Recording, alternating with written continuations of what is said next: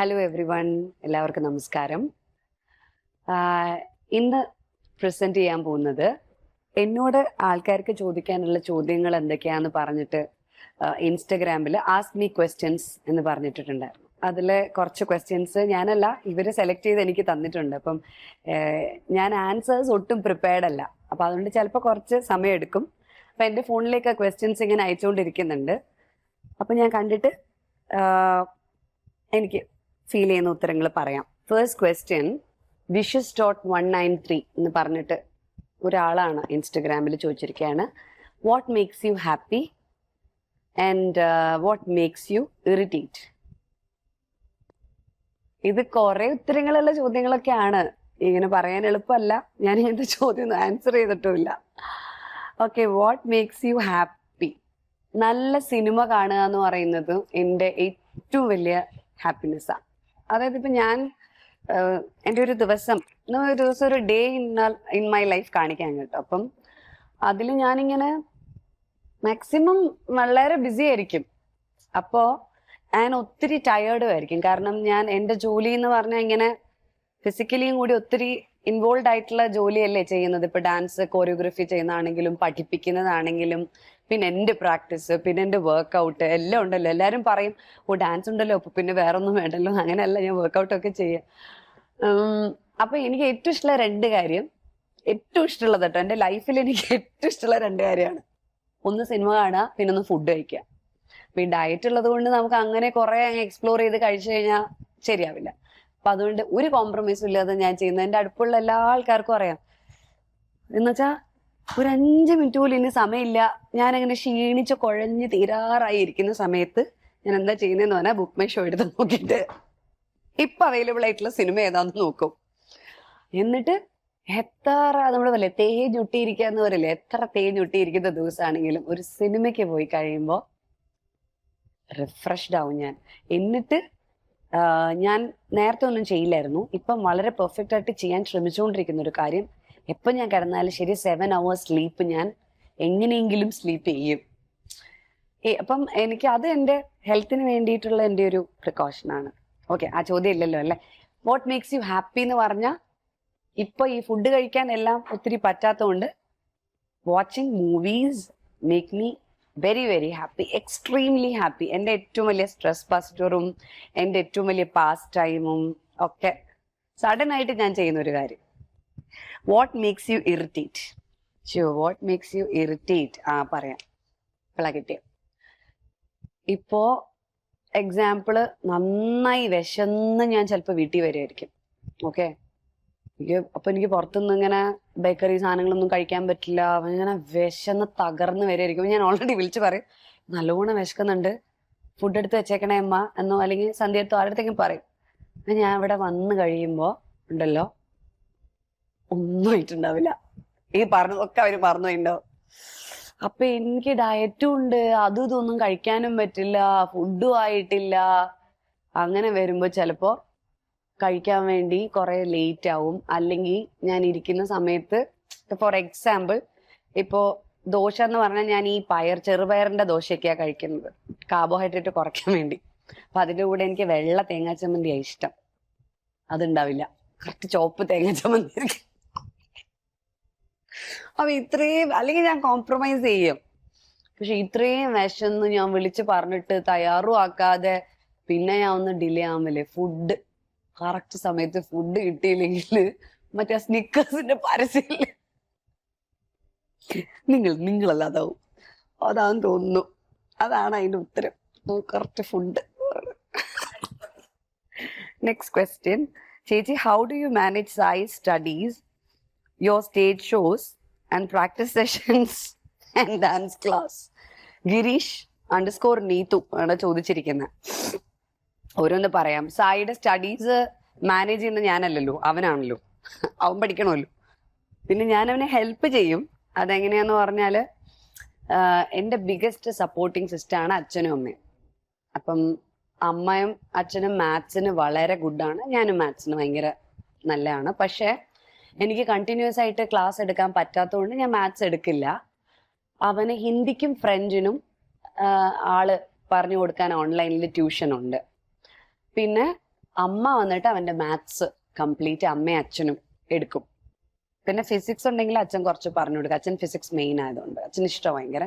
സായിയുടെ favourite സബ്ജക്റ്റും ആണെന്നാണ് എൻ്റെ വിശ്വാസം. പിന്നെ ബാക്കിയുള്ള സബ്ജക്ട്സ് ഒക്കെ സയൻസ് ലൈക്ക് അതൊക്കെ ഞാൻ പഠിച്ചിരുന്ന മെത്തേഡ്സ് ഒക്കെ ഞാൻ അവന് പറഞ്ഞു കൊടുക്കും. അത് വളരെ ചെറുപ്പം തൊട്ടേ ഞാൻ അവന് പറഞ്ഞു കൊടുത്തിരുന്നു. ഇപ്പൊ ഫോർ എക്സാമ്പിൾ, ഇപ്പോൾ കുറെ കൺട്രീസിന്റെ പേര്, അല്ലെങ്കിൽ ഇപ്പം ഒരു ഡെൽറ്റയിൽ കൂടി പാസ് ചെയ്യുന്ന റിവേഴ്സ് ഏതൊക്കെയാണ്, അല്ലെങ്കിൽ അത് പാസ് ചെയ്ത് വരുന്ന സ്ഥലങ്ങളുടെ പേര്. റിവേഴ്സ് അല്ല, ഒരു റിവർ പാസ് ചെയ്ത് വരുന്ന സ്ഥലങ്ങളുടെ പേര് അങ്ങനെ പഠിക്കണം എന്നുണ്ടെങ്കിൽ അതൊക്കെ പഠിക്കുന്ന സമയത്ത് ഞാൻ കുറച്ച് കോഡൊക്കെ ഉപയോഗിച്ചിട്ട് അത് പഠിക്കും. അതിനെങ്ങനെ ലിങ്ക് ചെയ്ത്, എനിക്കിപ്പോ അങ്ങനെ പറയാൻ അറിയില്ല, പക്ഷെ ഒരു സിമ്പിൾ എക്സാമ്പിൾ ഞാൻ പറയാം. നമ്മൾ രാഹുകാലം നോക്കുമല്ലോ. അപ്പൊ ഈ രാഹുകാലം നോക്കുമ്പോൾ നമ്മൾ പറയുന്ന ഒരു സിസ്റ്റമാണ് 11 boys had a good football court. അപ്പൊ ഫസ്റ്റ് 11 എന്നാണെങ്കിൽ ABCDE, ആ 5 എടുത്തിട്ട് അതിന്റെ പകുതി 2.5 കൊണ്ട് ആഡ് ചെയ്യുമ്പം 7.5. അപ്പൊ 7.5 to പിന്നെ 1.5 hours ആണ് ഈ രാഹുകാലം ഉണ്ടാവുക. അപ്പൊ ഫസ്റ്റ് വൺ ഇസ് മൺഡേ. അപ്പൊ അത് ദാറ്റ് 11 സ്റ്റാൻഡ്സ് ഫോർ മൺഡേ. അപ്പൊ മൺഡേയിലെ രാഹുകാലം എന്താണെന്ന് കണ്ടുപിടിക്കാൻ ഇതാണ് മാർഗം. അപ്പൊ അതെല്ലാം ആ 11ന്റെ ഫസ്റ്റ് ലെറ്റർ 11. പിന്നെ നെക്സ്റ്റ് ഇസ് ബോയ്സ്. അപ്പൊ ട്യൂസ്ഡേയുടെ രാഹുകാലം കണ്ടുപിടിക്കാൻ ബോയ്സ് എടുക്കുക. Boys is B. അപ്പൊ AB. അപ്പൊ 2 ആണ്, അതിന് സെക്കൻഡ് ആണ്. അപ്പൊ ഈ 2ന്റെ ഹാഫ് ഇസ് 1. അപ്പൊ 2 + 1 3 തൊട്ട് 4:30 വരെയാണ് ട്യൂസ്ഡേയുടെ രാഹുകാലം. അപ്പൊ ഇത് പഴയ ഞാൻ കണ്ടുപിടിച്ചതല്ല, പഴയ ഉള്ള ഒരു സിസ്റ്റമാണ് ടു ഐഡന്റിഫൈ രാഹുകാലം എന്ന് പറയും. സിമ്പിൾ ആയിട്ട് നമ്മൾ എപ്പോഴും ഓർത്തിരിക്കില്ലല്ലോ അപ്പൊ ഇതിന് വേണ്ടിയിട്ട്. അതുപോലെ എന്തെങ്കിലുമൊക്കെ കണക്ഷൻസ് ഞാൻ ഉണ്ടാക്കിയിട്ടാണ് ഞാൻ പഠിക്കുന്നത്. എന്തെങ്കിലും കെമിക്കൽ നെയിം പഠിക്കാനാണെങ്കിലും, let it be countries, or maybe ചിലപ്പോൾ ചില രാജാക്കന്മാരുടെ പേര് ഹിസ്റ്ററിയിലൊക്കെ ഉണ്ടാവുമല്ലോ. അപ്പൊ അതൊക്കെ നമുക്ക് പെട്ടെന്ന് ചിലപ്പോൾ ഓർമ്മ വരില്ല. അപ്പൊ ഞാൻ എന്തെങ്കിലുമൊക്കെ ആയിട്ട് അതിനെ കണക്ട് ചെയ്തിട്ട് സായിക്ക് ചെറുതിൽ തൊട്ട് പറഞ്ഞു കൊടുക്കുന്നുണ്ട്. ഇപ്പൊ അവൻ തന്നെ അങ്ങനെ ഒരു സിസ്റ്റം ക്രിയേറ്റ് ചെയ്തിട്ടുണ്ട് പഠിക്കാനായിട്ട്. അമ്മ ഞാൻ ഇങ്ങനെ ഒരു സാധനം ഉണ്ടാക്കിയിട്ടുണ്ട് എന്നൊക്കെ പറഞ്ഞിട്ട് അവൻ കാണിച്ചു തരാറുണ്ട്. പിന്നെ ആദ്യത്തെ ലെറ്റേഴ്സ് എല്ലാം കൂടെ ചേർത്ത് വെച്ചിട്ട് ഞാനൊരു വേർഡ് ഉണ്ടാക്കും. ചിലപ്പോൾ ഫണ്ണി ആയിട്ടുള്ളൊരു word, purple boy, killer boy എന്നൊക്കെ പറഞ്ഞിട്ടൊരു വേർഡ് ആയിരിക്കും. പക്ഷെ ആ ലെറ്റേഴ്സ് എല്ലാം തുടങ്ങുമ്പോൾ തന്നെ നമുക്ക് പെട്ടെന്ന് അത് കണക്ട് ചെയ്യാൻ പറ്റും. അങ്ങനത്തെ ഓരോ ഐഡിയാസ് പഠിത്തം. ഓക്കെ. പിന്നെ സ്റ്റേജ് ഷോസ് മാനേജ് ചെയ്യുന്നത് പ്രാക്ടീസ് സെഷൻസ്, ഡാൻസ് ക്ലാസ്. ഇപ്പൊ ഡാൻസ് ക്ലാസ്സിൽ ഇവിടെ സ്റ്റുഡൻസ് വന്നു കഴിയുമ്പോൾ ഞാൻ എപ്പോഴെല്ലാമാണോ അവൈലബിൾ ആയിട്ടുള്ളത്, ഇവിടെ ക്ലാസ്സസ് ഉള്ളത് വെനസ്ഡേ, സാറ്റർഡേ, സൺഡേ ആണ്. ഞാൻ എപ്പോൾ അവൈലബിൾ ആയിട്ടുണ്ടെങ്കിലും I go and take classes. പിന്നെ എൻ്റെ practice session I would like to practice every day. എല്ലാ ദിവസവും പ്രാക്ടീസ് ചെയ്യാനാണ് ഇഷ്ടം. മാക്സിമം ഞാൻ അങ്ങനെ ചെയ്യാറുണ്ട്. പ്രാക്ടീസിന് വേറെ ഒരു ഷോർട്ട് കട്ടും ഇല്ല, പ്രാക്ടീസ് ചെയ്തേ പറ്റുള്ളൂ. പിന്നെ സ്റ്റേജ് ഷോസ് ആ പ്രാക്ടീസിന്റെ ബാക്കപ്പിലാണ് സ്റ്റേജ് ഷോസ് നടക്കുക. അപ്പോ പ്രാക്ടീസ് ഇസ് എ മസ്റ്റ്. അതെല്ലാം അങ്ങ് ചെയ്യും. കുറച്ച് മടിയൊക്കെ വരും കേട്ടോ എനിക്ക്, പക്ഷെ ചെയ്യും. How much changed the Malayalam industry after your break from cinema? ഒരു സൂപ്പർ ഹീറോ ആണ് ചോദിച്ചിരിക്കണേ, super_hero. അപ്പോ ഇതൊക്കെ തന്നെ പറയുമ്പോഴാണ്, പണ്ട് ഒരു പരിപാടി ഉണ്ടായിരുന്നു, താരങ്ങളോട് ചോദിക്കാം എന്ന് പറഞ്ഞിട്ട്. അപ്പോ എനിക്ക് നാനയാണോ വെള്ളി നക്ഷത്രം അവിടെ എന്തിലും ആണ്. അപ്പോ അവരെഴുതി മാസികയിലോട്ട് അയക്കും. അപ്പൊ ആ എഴുത്തിനെ നമ്മളോടത്ത് വന്നിട്ട്, ഇപ്പം ജോസേട്ടനോ അല്ലെങ്കിൽ നാനയില് മോൻചേട്ടനോ ഇവരാരെങ്കിലും വന്നിട്ട് നമ്മളോട് ചോദ്യമായിട്ട് ചോദിച്ചിട്ട് നമ്മളിങ്ങനെ കത്തെഴുതുന്ന ഒരു ഫോട്ടോയും എടുക്കും. എന്നിട്ട് നമ്മൾ ആൾക്കാർക്ക് മറുപടി കൊടുക്കുന്ന ഒരു പരിപാടി ഉണ്ടായിരുന്നു. അതെനിക്ക് ഓർമ്മ വരിക, കാരണം ഞാനിതൊന്നും ചെയ്തിട്ടേ ഇല്ല, ആദ്യമായിട്ടാണ് ചെയ്യുന്നത്. മലയാള ഇൻഡസ്ട്രി എങ്ങനെയാ മാറിയെന്ന് പറഞ്ഞാല്, പണ്ടൊക്കെ നമ്മൾക്ക് ഈ ലേഡി ADs ഒന്നും ഉണ്ടായിരുന്നില്ല. ലേഡീസ് ഉണ്ടായിരുന്നില്ല ബേസിക്കലി. ഈ ഞാൻ നന്ദനമൊക്കെ ചെയ്യുന്ന സമയത്തില്ലേ, നന്ദനവും ഇഷ്ടം എല്ലാം ചെയ്യുന്ന സമയത്ത് ഞാൻ തന്നെ ഉള്ളൂ അവിടുത്തെ ഒരു ഫീമെയിൽ എന്ന് പറയാൻ ലൊക്കേഷനിൽ. അപ്പൊ എനിക്ക് നന്ദനത്തില് നിൽക്കുന്ന സമയത്ത് ആദ്യമായിട്ട് ഒരു സാരി എടുത്ത് ഉടുക്കാൻ, എനിക്കാണെങ്കിൽ 16 വയസ്സ്, സാരി ഉടുത്ത് യാതൊരു പരിചയമില്ല. അപ്പൊ എല്ലാരും ആണുങ്ങൾ മാത്രമേ ലൊക്കേഷനിലുള്ളൂ. അപ്പോ അമ്മയും ഇല്ല.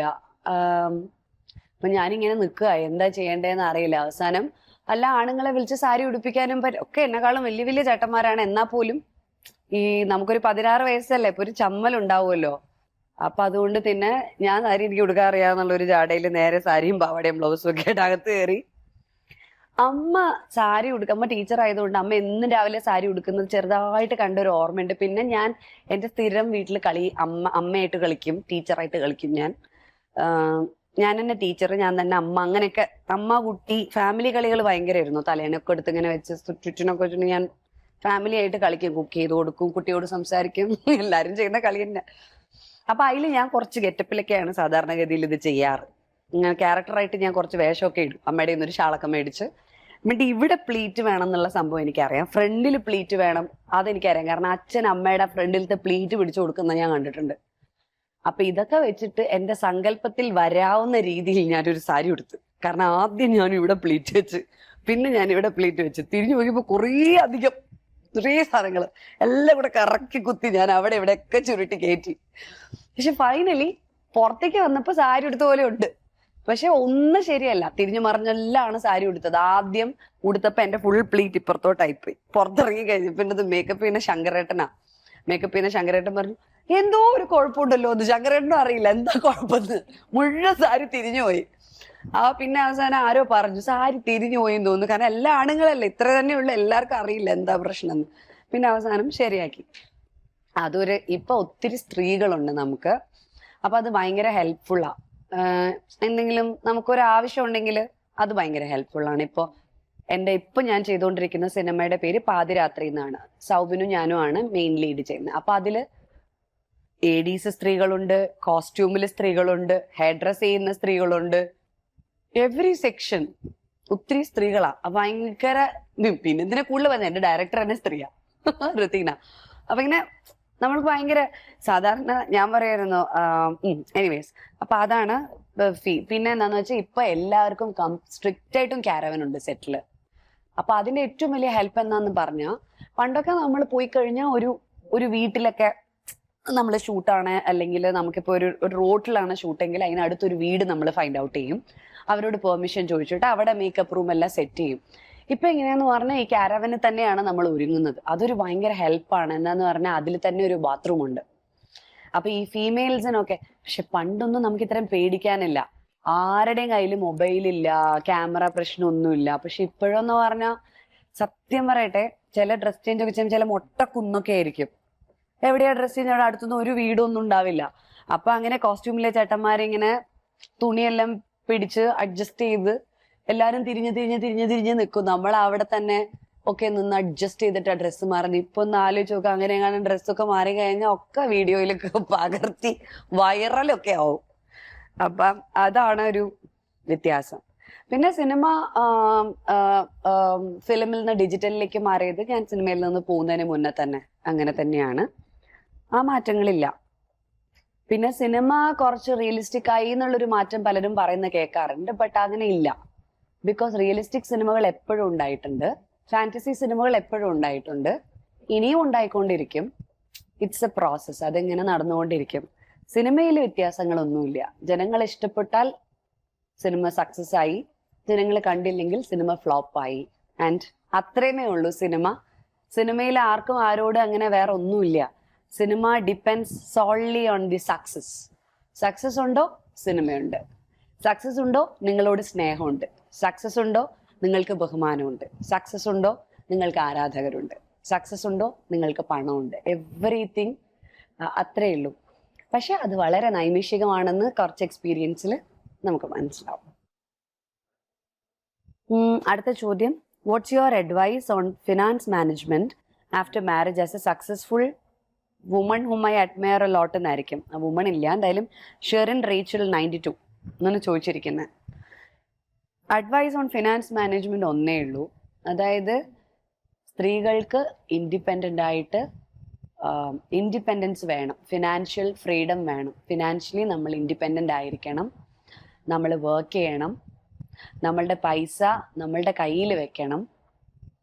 നമുക്ക് നമ്മുടെ കയ്യിൽ ലിക്വിഡായിട്ട് പൈസ ഉണ്ടെങ്കിലാണ് നമുക്ക് ഏറ്റവും കൂടുതൽ ലൈഫിൽ ധൈര്യം ഉണ്ടാവുള്ളൂ. ഒരു നിസാര നമ്മുടെ ഒരു റൈറ്റ്സ് പോലും നമുക്ക് കീപ്പ് ചെയ്ത് കൊണ്ടുപോകാൻ പറ്റില്ല. നമ്മുടെ അവകാശങ്ങൾ പോലും നമുക്ക് നേടിയെടുക്കണമെങ്കിൽ ഈ ലോകത്ത് പണമില്ലാത്തവൻ പിണമാണെന്ന് പറഞ്ഞത് വളരെ ശരിയാ. സോ എല്ലാ പെൺകുട്ടികളും വിവാഹം കഴിക്കുക എന്ന് പറയുന്ന അല്ല ജീവിതത്തിന്റെ അവസാന വാക്ക്.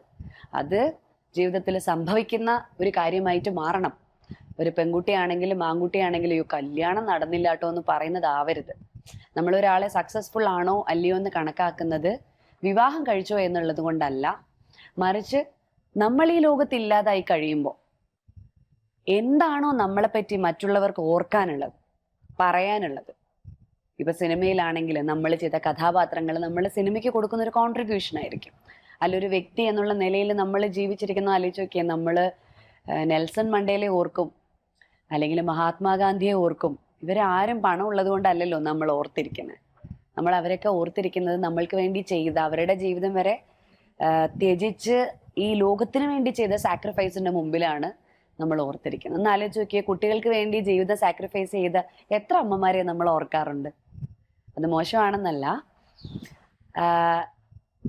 നമ്മുടെ മക്കള്, നമ്മുടെ വീട്, നമ്മുടെ ഭർത്താവ്, നമ്മുടെ അച്ഛൻ, നമ്മുടെ അമ്മ എന്ന് പറഞ്ഞ് നമ്മുടെ ലോകത്തിനെ നമ്മൾ ചെറുതാക്കരുത്. മറിച്ച് ഈ ലോകം വിശാലമായിട്ട് കാണണം. അപ്പോൾ ഒരു പക്ഷേ നമുക്ക് കുറച്ചും കൂടെ വൈഡർ ഒരു സ്പെക്ട്രത്തിൽ കാര്യങ്ങൾ ചിന്തിക്കാൻ പറ്റും. അപ്പോൾ ബോട്ടം ലൈൻ ഇത്രയേ ഉള്ളൂ. ഫിനാൻഷ്യൽ മാനേജ്മെന്റ് ഏതൊരു സ്ത്രീയുടെയും അവകാശമാണ്. ഫിനാൻഷ്യൽ ഇൻഡിപെൻഡൻസ് ഏതൊരു സ്ത്രീയുടെ അല്ല, സോറി, ഇനി ഏതെങ്കിലും ആണുങ്ങളുടെ കയ്യിൽ നിന്ന് ഭാര്യമാര് പൈസ വാങ്ങി കയ്യിൽ വെച്ചിട്ട് അവർ കൊടുക്കുന്ന കണ്ടീഷൻ ഉണ്ടെങ്കിലും it's not good. Financial independence every human ബീയിങ്ങിന്റെ റൈറ്റ് ആണ്. And you should have it. Every other girls and boys should have it. How do you set the investment to start Madangi?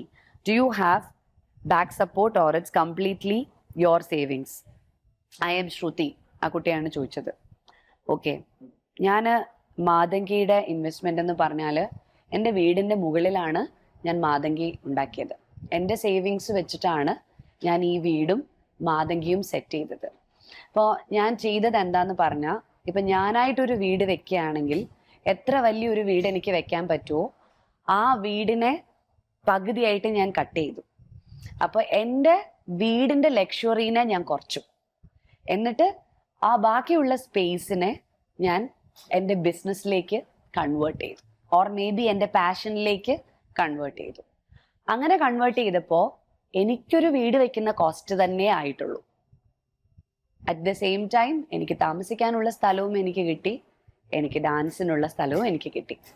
അതാണ് ഞാൻ ചെയ്തത്. So it is purely my own savings, not even a single penny. എൻ്റെ hard earned money, എൻ്റെ കഷ്ടപ്പാടിൻ്റെയും വിയർപ്പിൻ്റെയും ബാക്കി പത്രം കൊണ്ട് ഞാൻ ഉണ്ടാക്കിയ പൈസയിലാണ് മാതങ്കിയും ഈ നിൽക്കുന്ന ഈ വീടിൻ്റെ പേര് നന്ദവന എന്നാണ് കേട്ടോ, ആ പേരും സോറി ആ വീടും ഉണ്ടാക്കിയത്. അടുത്തത് സിദ്ധാർത്ഥ് മിത്ര ചോദിച്ചിരിക്കണു, if not cinema, if not dancing, where would you have been today? അറിയില്ലല്ലോ സിദ്ധാർത്ഥ്, ഭയങ്കര ഹൈപ്പോത്തറ്റിക്കൽ ചോദ്യമാണ്. If not cinema, if not dancing ഇല്ല. ഞാൻ എന്തായാലും ഡാൻസിങ് പഠിച്ച ആളല്ല, ചെറിയ കുട്ടിയായിരിക്കുമ്പോൾ മുതൽ. അപ്പോൾ ഡെഫിനറ്റ്ലി ഐ വിൽ ഡാൻസ്. പക്ഷെ ഡാൻസർ ആവുമോന്ന് അറിയില്ല. മറ്റേ ഇപ്പൊ ഇത് പറയുമ്പോൾ എനിക്ക് ചിരി വരും. ഉദയനാണ് താരത്തിലെ പോലെ ആയിപ്പോവും. ഞാനൊരു UPSC ഒക്കെ ക്രാക്ക് ചെയ്ത് ഒരു കളക്ടറായ സത്യം. പക്ഷെ ആ പരീക്ഷയുടെ തലേ ദിവസം എനിക്ക് ഫ്ലൂ വന്നത് കൊണ്ട് എനിക്ക് എഴുതാൻ പറ്റില്ല എന്ന് പറഞ്ഞതില് നമ്മൾ എന്തിനാ അത് ചിന്തിക്കുന്നത്? If not cinema, if not dancing, ഈ ചോദ്യം ചോദിക്കാൻ സിദ്ധാർത്ഥ് ഉണ്ടാവില്ല, എൻ്റെ അടുത്ത് ചോദിക്കില്ല. ഈ ചോദ്യത്തിന്റെ പ്രസക്തി അവിടെ ഇല്ലല്ലോ. ഞാൻ അറിയപ്പെടാത്ത ആരെങ്കിലും ഒരാളായി മാറിയെന്നെ ചിലപ്പോ. അനശ്വർ _M ആണ് കേട്ടോ ചോദിച്ചിരിക്കുന്നത്. Hello ma'am, big fan here. I have gifted you a painting at Chengannur. Okay, എനിക്ക് ഒന്ന് വരച്ച പടം തന്ന ആളായിരിക്കും. My question is, what is your favourite keerthanam? Okay, കീർത്തനം എന്ന് പറയുമ്പോൾ ഒരുപാട് ഇഷ്ടങ്ങളുണ്ട്. പെട്ടെന്ന് ഇങ്ങനെ പറയുമ്പോൾ അലൈപ്പായുതേ കണ്ണായൻ മനമിക മലൈപ്പായുതേ ഭയങ്കര ഇഷ്ടമാണ് എനിക്ക്. കാനഡ. പിന്നെ ശങ്കര ശ്രീഗിരിനാഥ പ്രഭോ, അത് വലിയ ഇഷ്ടമാണ്. എനിക്ക് ഇഷ്ടമുള്ള രാഗമാണ് ഹംസാനന്ദി. ഞാൻ പട്ടേരിയല്ല, അതുകൊണ്ട് പാടുന്നത് കറക്റ്റ് ആവില്ല. അത് വലിയ ഇഷ്ടമുള്ള ഒരു കൃതിയാണ്. പിന്നെ ഹിന്ദോളം ഭയങ്കര ഇഷ്ടമാണ്. സാമജവരഗമന അത് വലിയ ഇഷ്ടമാണ്. അങ്ങനെ അങ്ങനെ കുറെ സിന്ധു ഭൈരവി എന്റെ ഫേവറേറ്റ് രാഗമാണ്. മധുവന്തി എന്റെ ഫേവറേറ്റ് രാഗമാണ്. മധുവന്തിയിൽ ഒരു ഇതില്ലേ, കണ്ടനാൾ മുതലായി കാതൽ പെരുകുതടി കയ്യനിൽ വേൽ പിടിത്ത കരുണை சிவ பாலனே കണ്ടനാൾ മുതലായി കാതൽ പെരുകുതടി അത് ഭയങ്കര ഇഷ്ടമാണ്. പിന്നെ പന്തുവരാളി ഭയങ്കര ഇഷ്ടമാണ്. തോടി ഭയങ്കര ഇഷ്ടമാണ്. കുറേ ഇഷ്ടങ്ങളുണ്ട്. ഓക്കെ, അടുത്തത് what is the biggest gift? Show പറയട്ടെ, അമൃതവർഷിണി ഭയങ്കര ഇഷ്ടമാണ്. ഇതാകെ ചോദിച്ചാൽ ആകെ പ്രശ്നമാണ്. What is the biggest gift you get in your life? My biggest gift is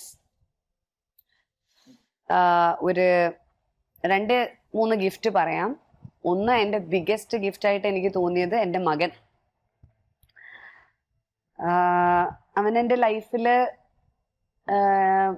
he is everything. എന്ന് വെച്ചാൽ എൻ്റെ ലൈഫിൽ ഞാനിപ്പോൾ എന്തായിട്ട് തീർന്നിരിക്കുന്നു ഈ മൊമെന്റിൽ, അതിന് സത്യത്തിൽ എന്നെ സപ്പോർട്ട് ചെയ്തത് എൻ്റെ മോനാണ്. That's a big story. അത് എങ്ങനെയാ പറയണ്ടേന്ന് എനിക്കറിയില്ല. അതെപ്പോഴെങ്കിലും ഞാൻ പറയും. ഓക്കെ, അവന് ബിഗസ്റ്റ് ഗിഫ്റ്റ് ആണ്. പിന്നെ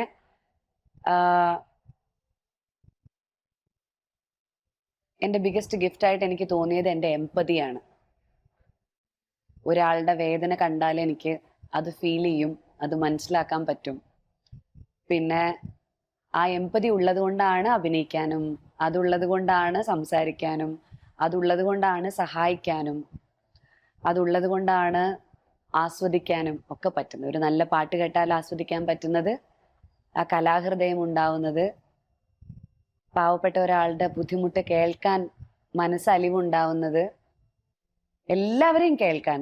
basically you have to be really empathetic to hear people, to listen to people. അതാണ് തോന്നുന്നു ഒരു ക്വാളിറ്റിയാന്ന് തോന്നുന്നു. അല്ലെ, ക്വാളിറ്റി അല്ല, ഗിഫ്റ്റാന്ന് തോന്നുന്നു. ഈശ്വരൻ തന്നൊരു ഗിഫ്റ്റ്. പിന്നെ ഒരു ബിഗസ്റ്റ് ഗിഫ്റ്റ് എന്ന് പറഞ്ഞാൽ നന്ദനം. അത് ഗുരുവായൂരപ്പൻ തന്നൊരു ബിഗസ്റ്റ് ഗിഫ്റ്റാണ്. ഓക്കെ അല്ലേ? ചോദിച്ചത് ഐ എം അരവിന്ദ് ആണ്. സോ ഐ എം _ അരവിന്ദ് _ അത്രയുണ്ട്. പിന്നെ _ ഋതിക _ ഇത്രയുള്ളൊരു കുട്ടി ചോദിച്ചിരിക്കണു, ഒരു അഡ്വൈസ് അല്ലാണ്ട് ഒരു കാര്യം ചേച്ചി എന്താ പറയുക for women early 20s and 30s? ഞാൻ എന്ത് പറഞ്ഞാലും അഡ്വൈസ് ആയി പോവില്ലേ? അവനവന്റെ കാര്യം അവനവൻ തന്നെ ചിന്തിച്ച് വളരെ ആത്മാർത്ഥമായിട്ട് തീരുമാനം എടുക്കുക. അപ്പൊ പിന്നെ ഞാൻ പറയുന്നതും വേറെ ആരും പറയുന്നതും കേൾക്കണ്ടല്ലോ. പ്രത്യേകം എഴുതിയിട്ടുണ്ട്, early 20s-ലും 30s-ലും ഉള്ളവരോടാണ് ഞാനിത് പറയേണ്ടത്. അപ്പൊ ലേറ്റ് 30s-ൽ നിൽക്കുന്ന ഒരു സ്ത്രീ എന്ന നിലയിൽ ഞാൻ പറഞ്ഞു വരുമ്പോൾ അത് അഡ്വൈസ് ആയി പോവില്ലേ? എനിക്കാണെങ്കിൽ അഡ്വൈസ് ആണ് ഈ ലോകത്ത് ഏറ്റവും ഇഷ്ടമില്ലാത്തത്. എന്നിട്ട് എന്നെ കൊണ്ട് തന്നെ അത് ചെയ്യിപ്പിക്കണോ കുട്ടി? സ്വന്തമായിട്ട് ചിന്തിച്ച്, നല്ലോണം ചിന്തിച്ച്, സമയമെടുത്ത് ചിന്തിച്ച് ശരി എന്ന് തോന്നുന്ന കാര്യത്തിന് വേണ്ടിയിട്ട് നിൽക്കുക. സത്യസന്ധമായിട്ട് തീരുമാനങ്ങൾ എടുക്കുക. Always be honest and truthful in your life. അത്ര മതി, ബാക്കി എല്ലാം സെറ്റ് ആയിക്കോളും. What is the best achievement in your life? Badusha ചോദിച്ചേക്കോ. പക്ഷെ അത് ഞാൻ പറഞ്ഞ കാര്യം തന്നെയാണ്, പിന്നെ റിപ്പീറ്റ് ആയി പോകും. എൻ്റെ ഗിഫ്റ്റും അച്ചീവ്മെന്റും എല്ലാം സെയിം അല്ലേ? സിനിമ ചെയ്യാൻ പറ്റിയതാണ്, ഒരു സിനിമാ നടി ആയതാണ് എൻ്റെ വലിയ ഒരു അച്ചീവ്മെന്റ് ആയിട്ട് എനിക്ക് തോന്നുന്നത്. പിന്നെ ഡാൻസ് ചെയ്യാൻ പറ്റുന്നത്, ഡാൻസറായിട്ട് ഇരിക്കാൻ പറ്റുന്നത്. അപ്പൊ ഡാൻസിലൊക്കെ ഞാൻ വലിയ അച്ചീവ്മെന്റ് ഒന്നും നേടിയെന്ന് പറയാൻ പറ്റില്ല. സിനിമയിൽ കുറച്ചൊക്കെ അച്ചീവ്മെന്റ് ഒക്കെ കിട്ടിയില്ലേ, ഒരു വലിയ ഭാഗ്യം. ഈ ജീവിതം തന്നെ എനിക്കൊരു ബോണസ് ആടോ ബാദുഷ. ഇതിൽ കിട്ടിയതെല്ലാം എനിക്ക് അച്ചീവ്മെന്റ്സാ. എൻ്റെ അച്ഛൻ, അമ്മ, എൻ്റെ മോൻ, നിങ്ങൾ തരുന്ന സ്നേഹം ഒക്കെ അച്ചീവ്മെന്റ് അല്ലേ? എന്നാലോചിച്ച് നോക്കിയേ, എത്രയോ പേര് എൻ്റെ മുഖം കയ്യിൽ ടാറ്റു ചെയ്തിരിക്കുന്നു. എൻ്റെ ബർത്ത്ഡേ വരുമ്പോൾ എനിക്ക് കേക്ക് കൊണ്ടുതരും, എന്നെ കാണാൻ വേണ്ടി കാത്തു നിൽക്കുന്നു, എൻ്റെ കൂടെ ഒരു ഫോട്ടോ എടുക്കാൻ വേണ്ടി നിൽക്കുന്നു. ഇതൊക്കെ എൻ്റെ അച്ചീവ്മെന്റ് അല്ലേ? എൻ്റെ മുജ്ജന്മ സുഹൃതം. പിന്നെ ഞാൻ ഈ ജന്മത്തിൽ എന്ത് ചെയ്തിട്ടാണ് നിങ്ങളിൽ പലരും എന്നെ സ്നേഹിക്കുന്നത്? സ്നേഹത്തിന് ഈ പറയുന്ന പോലെ ചില ആൾക്കാർ സ്നേഹിക്കുമ്പോൾ ലിമിറ്റേഷൻ ഉണ്ടാവും. ചിലരുടെ സ്നേഹം ഏതെങ്കിലും ഒരു ഇൻസിഡന്റ് അല്ലെങ്കിൽ ഒരു വാർത്ത വന്നു, ഓ നവ്യ എങ്ങനെ ചെയ്തു, അപ്പൊ തന്നെ സ്നേഹം പോവും. ആ സ്നേഹത്തിനെ കുറിച്ചല്ല ഞാൻ പറയുന്നത്. കാലങ്ങളായിട്ട് എന്നെ ആത്മാർത്ഥമായിട്ട്, അവരുടെ ഒന്നും ബ്ലഡ് റിലേഷൻ അല്ല ഞാൻ, എന്നിട്ട് പോലും എന്നെ ആത്മാർത്ഥമായിട്ട് സ്നേഹിക്കുന്ന ഒരുപാട് പേരെ എനിക്ക് പേഴ്സണലി അറിയാം. അതെന്റെ പുണ്യം. That's my achievement and I am thankful to all of them. Salangai Nadam ഒരാൾ ചോദിച്ചിരിക്കുകയാണ്, ma'am for how many years has your son been learning Bharatanatyam from you? എത്ര നാളായിട്ട് എൻ്റെ മോൻ പഠിക്കുന്നുണ്ടെന്ന്? എൻ്റെ പൊന്നു ദൈവമേ, അതിനെ പഠിപ്പിക്കാൻ പെടുന്ന പാടൊന്നും പറയണ്ട. ഇടയ്ക്കിടയ്ക്കൊക്കെ അങ്ങോട്ടും ഇങ്ങോട്ടും ഒക്കെ തിരിയുമ്പോൾ എന്തെങ്കിലുമൊക്കെ പഠിച്ചാലായി. അത് അങ്ങനെ വലിയ കറക്റ്റ് ആയിട്ടൊന്നും പഠിക്കില്ല, ഭയങ്കര മടിയനാണ്. അവൻ നന്നായിട്ട് ഡാൻസ് ചെയ്യും, പക്ഷെ മടിയാ, പഠിക്കാൻ വരില്ല. ഞാൻ ഓടിച്ചിട്ടൊക്കെയാ പഠിപ്പിക്കുന്നത്. ജോത്സ്ന മേനക അങ്ങനെ എന്തോ ആണ് കുട്ടിയുടെ, എനിക്ക് മനസ്സിലാവുന്നില്ല കേട്ടോ മോളെ. എന്തായാലും when was that moment when you realized you should love and prioritize yourself more?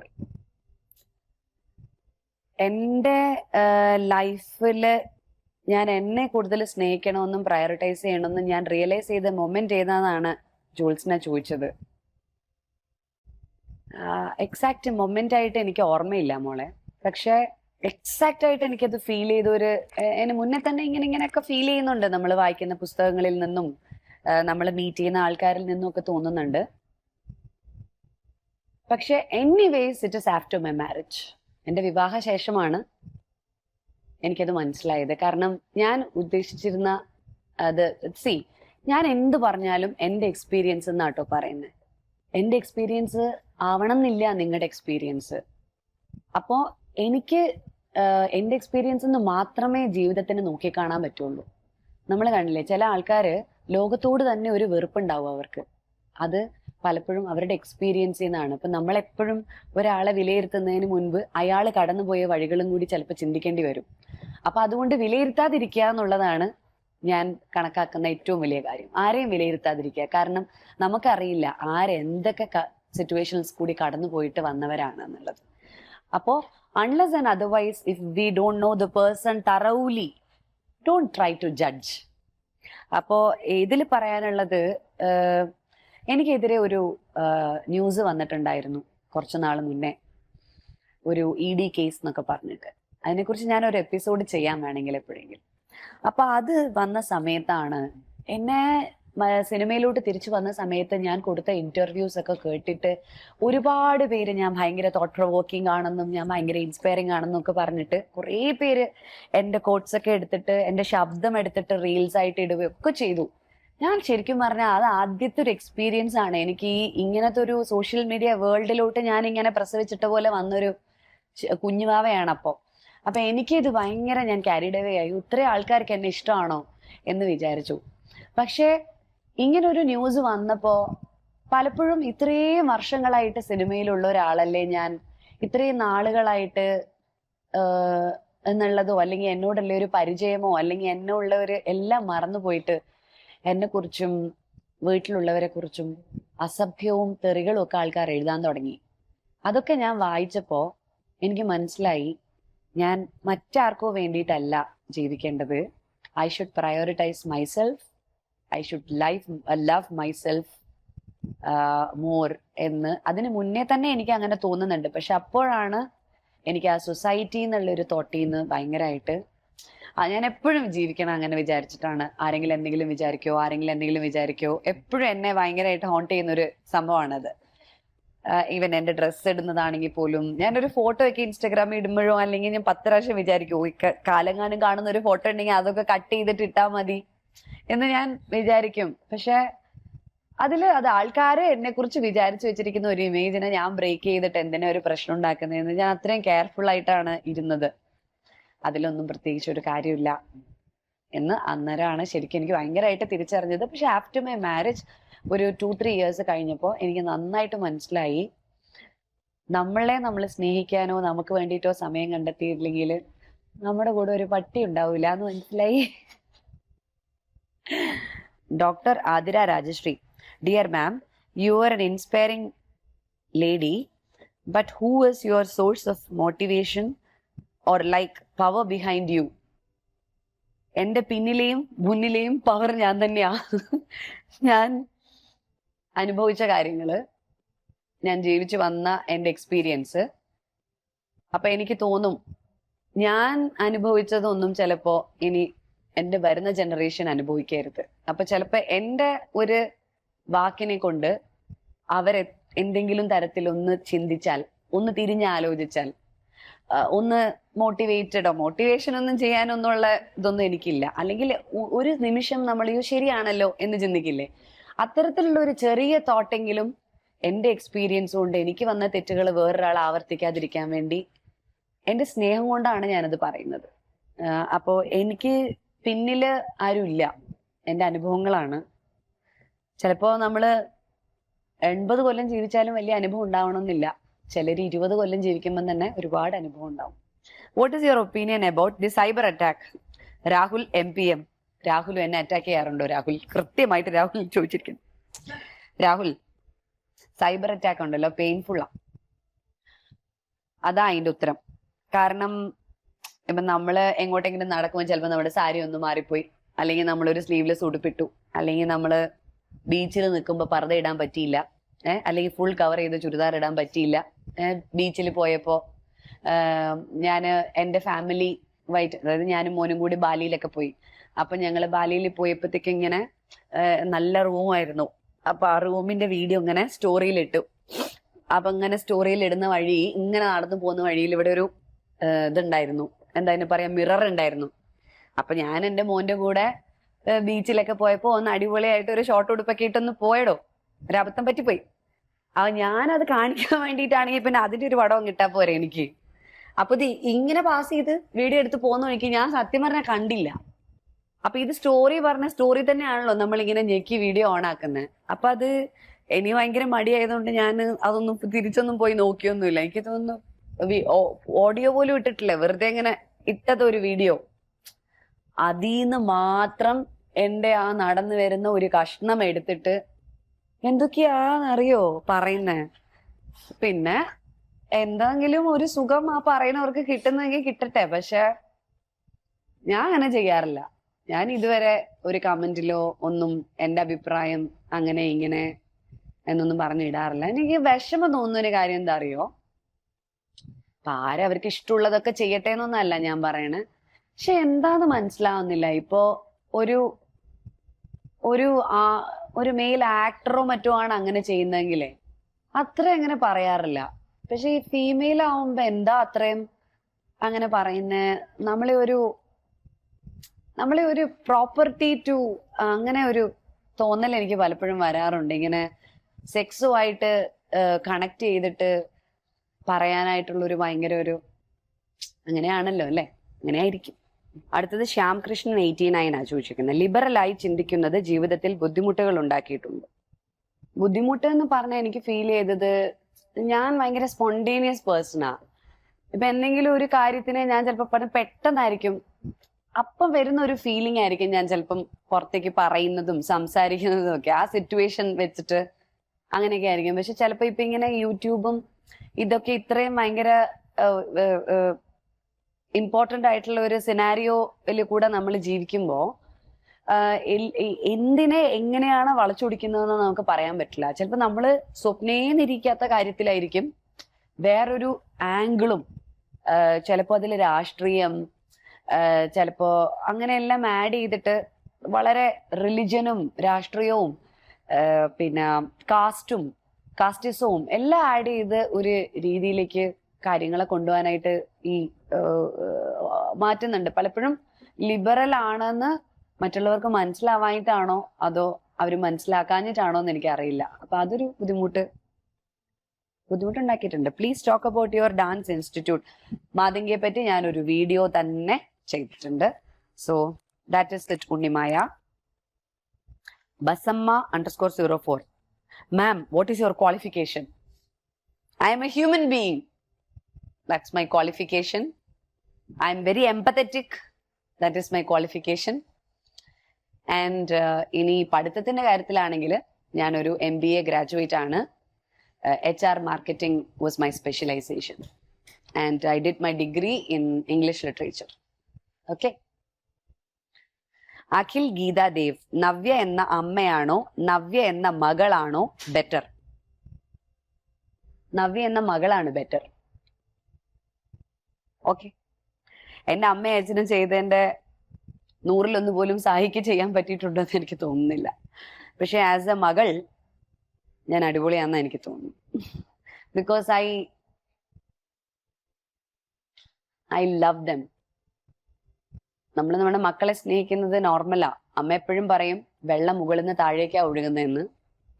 പക്ഷെ എനിക്ക് ചിലപ്പോഴൊക്കെ താഴെ നിന്ന് മുകളിലോട്ട് ഒഴുകുന്നുണ്ട്. What is your beauty secret? Okay, വരൂ 624 ആ ചോദിച്ചേക്കുന്നത്. ബ്യൂട്ടി സീക്രട്ട് എന്ന് പറഞ്ഞാൽ പിന്നെ വലിയ പരിപാടികളൊന്നും ചെയ്യില്ല എന്നുള്ളതാണ് എന്റെ സീക്രട്ട്. ബ്യൂട്ടി സീക്രട്ട് എന്ന് ചോദിക്കുമ്പോൾ എനിക്ക് ബ്യൂട്ടി ഉണ്ട് എന്ന് താങ്കൾ വിശ്വസിക്കുന്നതായി ഞാൻ കരുതട്ടെ. സന്തോഷമായിട്ട് ഇരിക്കുക, നന്നായി ഉറങ്ങുക, നന്നായിട്ട് എക്സസൈസ് ചെയ്യുക, ആവശ്യത്തിന് ഭക്ഷണം കഴിക്കുക. സോ നമ്മുടെ ഇന്നർ ബ്യൂട്ടി, നല്ലത് ചിന്തിക്കുക, നമ്മുടെ ഇന്നർ ബ്യൂട്ടി ഡെഫിനറ്റ്ലി പുറത്തേക്ക് വരും. എല്ലാവരും ബ്യൂട്ടിഫുള്ളാണ്, അവരവരുടേതായ രീതിയിൽ എല്ലാവരും ഭംഗിയാണ്.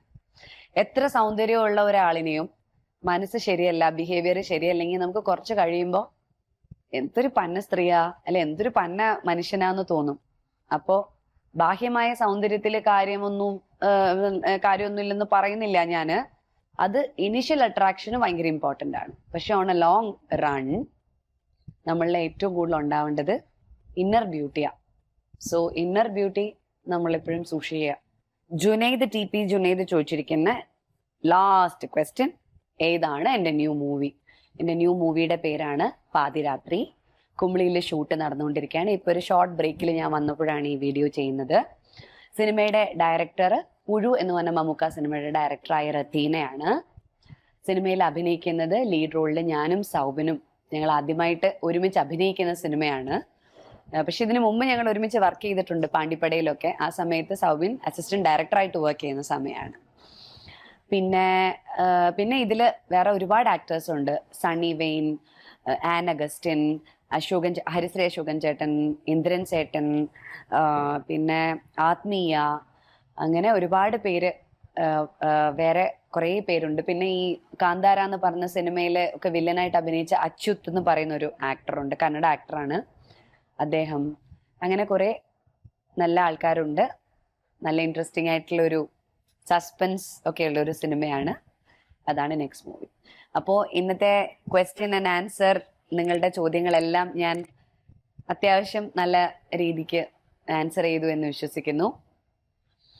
ഞാൻ ഇതും സ്പോണ്ടേനിയസ് ആയിട്ട് പറഞ്ഞ, ഞാൻ ഈ ഒരൊറ്റ ചോദ്യങ്ങൾ പോലും നേരത്തെ വായിച്ചു നോക്കിയിട്ടോ ഒന്നുമില്ല.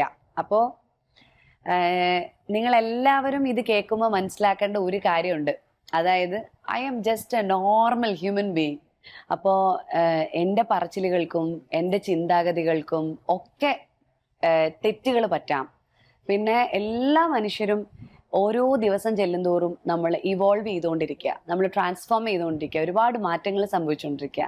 അപ്പം നാച്ചുറലി ഇന്നത്തെ എൻ്റെ ചിന്താഗതി ചിലപ്പോൾ നാളെ മാറാം, എൻ്റെ അഭിപ്രായം നാളെ മാറാം, ഞാൻ പറഞ്ഞതിൽ ചിലപ്പോൾ ചില തെറ്റുകൾ സംഭവിച്ചിട്ടുണ്ടാവാം. അപ്പോൾ ഇതൊന്നും എൻ്റെ അവസാനത്തെ വാക്കായിട്ടോ എൻ്റെ ഏറ്റവും ഭയങ്കര കണ്ടുപിടുത്തമായിട്ടോ ഈ ഒരു ചോദ്യം പോലും ഞാൻ നേരത്തെ വായിച്ചിട്ടില്ലാത്തതുകൊണ്ട് ഇമ്മീഡിയറ്റ്ലി എൻ്റെ മനസ്സിൽ എന്താണോ വന്നത് അത് വളരെ സത്യസന്ധമായിട്ട് ഇവിടെ I try to put it in words. അതാണ് ഞാൻ ചെയ്തത്. അതല്ലാതെ ഇതിന് മുന്നെയോ പിന്നെയോ യാതൊരു നോക്കങ്ങളും ഇല്ല. എന്ന് വെച്ചാൽ യാതൊരു ചിന്തകളും അതിൻ്റെ മുന്നിലോ പിന്നിലോ ഇല്ല. എനിക്ക് തോന്നിയത് ബ്ലണ്ടായിട്ട് അങ്ങ് പറയുകയാണ് ഞാൻ ചെയ്തത്. അപ്പം അതുകൊണ്ട് ഇതിലെന്തെങ്കിലും തെറ്റ് സംഭവിച്ചിട്ടുണ്ടെങ്കിൽ എൻ്റെ സൈബർ സഹോദരന്മാരെ എന്നോട് ക്ഷമിക്കണം. നിങ്ങളെ ആരെയും ക്രൂശിക്കാനോ ഉപദ്രവിക്കാനോ മതപരമായോ ജാതീയപരമായോ മാനസികമായോ ബുദ്ധിമുട്ടിക്കാൻ വേണ്ടിയിട്ട് ഒരു വാക്കുപോലും ഞാൻ പറഞ്ഞിട്ടില്ല. എൻ്റെ തോന്നലുകൾ അങ്ങനെ അങ്ങ് പറഞ്ഞു എൻ്റെ യൂട്യൂബ് ചാനലിലിരുന്ന്. അത്രേ ഉള്ളൂ. അതിനപ്പുറത്തേക്ക് ഇതിന് വേറെ വാല്യൂ ഒന്നും നിങ്ങൾ കൊടുക്കണ്ട. ഇഷ്ടപ്പെടുന്നവർക്ക് നല്ലത് എന്തെങ്കിലും ഉണ്ടെന്ന് തോന്നിയാൽ സ്വീകരിക്കാം. Thank you so much. Bye bye.